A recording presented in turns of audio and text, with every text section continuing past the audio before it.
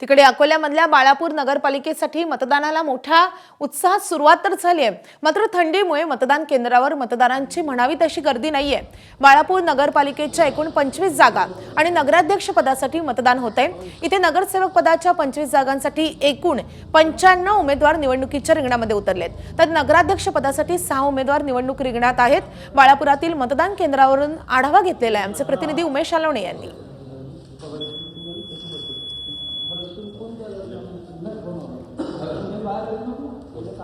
अकोला जिल्ह्यातील बाळापूरमध्ये मतदानाला सुरुवात झाली आहे। मात्र 10°C पर्यंत तापमान असल्यामुळे आपण सकाळी पाहतो की मतदान केंद्रावर मतदारांचा काहीसा निरुत्साह आपल्याला दिसून येतोय। सकाळी 7:30 ला मतदानाला सुरुवात झाली आहे।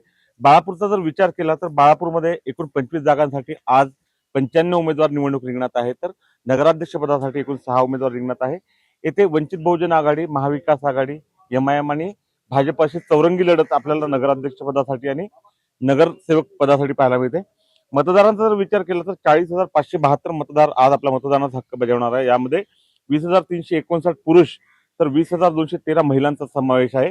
गेल्या 65 वर्षांपासून बाळापूर शहरावर खतीब घराण्याची सत्ता आणि या सत्तेला आव्हान यावेळेस विरोधकांनी दिलं आहे। आणि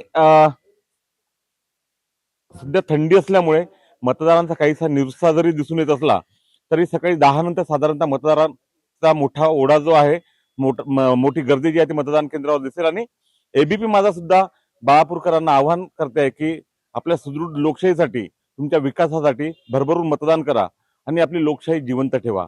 उमेश आलवणे, ABP माझा, बाळापूर, अकोला। ABP माझा, उघडा डोळे बघा नीट।